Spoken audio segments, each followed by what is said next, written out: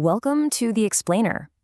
I've spent a lot of time recently digging deep into agricultural archives, and today I'm putting on my researcher hat to share some absolutely fascinating data with you. If you're a skeptical homeowner who feels like you're fighting a totally losing battle against nature, trust me, you're not alone. So let's dive right into the data, showing exactly why your ant problem never really goes away, and way more importantly, how you can permanently solve it using century-old, empirically proven methods. We've absolutely all been there, right? You walk into the kitchen and there it is, that thin black line marching relentlessly across your counter toward the sugar bowl or the dog food. So you spray the counter, you wipe it all down, maybe you go buy another bottle of chemical poison from the hardware store. And yet, by next Tuesday, they are marching right back across that very same spot, in the exact same line. It's so frustrating. But why does this happen? Well, it's because we're fundamentally misunderstanding the problem. We're treating the symptom, not the source. So here is our precise agenda for today to equip you with what you need to end your ant cycle for good. We'll cover 1. The pest control illusion. 2. Cost and effectiveness compared. 3. The timeline to colony collapse. 4. The 3-layer natural defense. 5. Your weekend action plan. And 6. Your hardware store shopping list. Let's get right into it. All right, Section 1, the pest control illusion. We're looking at managing versus eliminating. $300 million. Just let that staggeringly massive number sink in for a second. That represents the amount of residential ant treatments sold last year alone. Here's the thing. The pest control industry is heavily incentivized to manage your problem, not actually end it. I mean, think about it. A problem that gets permanently solved doesn't generate repeat revenue, does it? The folks in those white trucks pulling into neighborhoods every single week, they're really just there to suppress the issue just enough to secure a monthly or quarterly bill. To really understand why their sprays fail, we kind of have to look at the biology. Most people assume ants are just coming inside randomly looking for food, but that's only half the story. The ants you actually see, those are scouts. A single scout finds a crumb, walks back to the colony, and lays down an invisible chemical trail using pheromones. To other ants, that invisible trail is literally a 4-lane highway with neon signs. This reveals why killing the ants you see does absolutely nothing. You're just killing the messenger, but that invisible highway is still wide open. The actual colony, which can hold up to 60,000 individuals and a queen who lays eggs for 15 years, can be 20 feet underground. Every single worker ant you squash on your counter is completely replaceable. Okay, moving to Section 2, cost and effectiveness compared. Let's look at the undeniable data. A traditional exterminator is going to run you about $180 a quarter. That is $720 a year. If you project that out over a 30-year adult lifetime, you're looking at dropping roughly $22,000. Contrast that with the natural Amish protocol, a method that's been thoroughly documented and confirmed by land-grant universities. It costs exactly $0 quarterly and less than $25 for a lifetime supply of materials. So the absolute crucial takeaway here is that a lifetime of exterminator visits is stealing tens of thousands of dollars from your pocket for a temporary fix, while a permanent, natural solution costs less than a decent cup of coffee. And the effectiveness gap? It's honestly staggering. A 2011 field study from Penn State University proved that borax sugar baits achieved a massive 93% colony elimination within just 4 days. That's 96 hours. Now contrast that incredible result with the tiny, practically useless 7% residual effectiveness of over-the-counter commercial sprays in that exact same time frame. 93% versus 7%? The university published these findings, but big surprise, the industry completely ignored it. All right, Section 3, timeline to colony collapse. This is all about trusting the process. Now, I know you might be a little skeptical.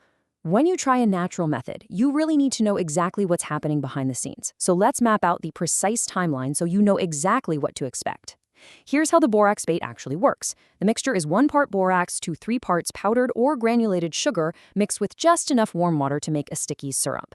The secret sauce here is that borax is a slow-acting stellic poison. Slow is the absolutely key word. If you put out too much borax, the worker ants die right there on the counter. And a dead scout on your countertop is a total failure. You want those live scouts to have plenty of time to carry that sugar water 20 feet underground and feed it directly to the queen. A live scout walking home with a full belly, that's essentially a funeral for 10,000 ants. So day 1, they carry it. Day 4, the line really thins out. And by day 6, the entire colony just completely collapses from the inside. But listen up, because you really need to be prepared for this warning. We call it the day 3 dip. This is the exact moment most people absolutely panic. On day 3, you are actually going to see more ants on your counter, not fewer. Your every human instinct is going to be to grab a wet rag, aggressively scrub that line of ants off the counter, and reach straight for the chemical spray. Do not do it. Seeing more ants simply means the scouts found your awesome bait and told the entire colony to send more workers to haul it underground. That trail is your delivery route. Wiping it completely breaks the chain, scattering confused new scouts into random rooms of your house. You have to trust the process. Moving on to Section 4, the 3-layer natural defense. We're tackling the inside, the outside, and the entryways. So, to stop the next colony from just moving right back in next spring, especially if you have an older home with settling foundations and little hairline gaps, let's start with the exterior layer. This approach is completely backed by an Ohio State Extension comparison study from 2016. They looked at rural Ohio homes treated with food-grade diatomaceous earth, applied as a dry exterior barrier right around the foundation. Now, diatomaceous earth is basically fossilized algae, and on a microscopic level, it's razor sharp. Ants simply cannot cross it without severely dehydrating. The study showed treated foundations had a massive 91% reduction in interior ant sightings over a full year. Meanwhile, the untreated homes, they averaged 47 separate interior ant incidents. This incredible data has just been sitting in archives for a decade, totally ignored because, well, it doesn't make anyone rich. Now, what about the entryways? Well, while digging through those old archives, I stumbled on a 1924 USDA Farmer's Bulletin out of Beltsville, Maryland.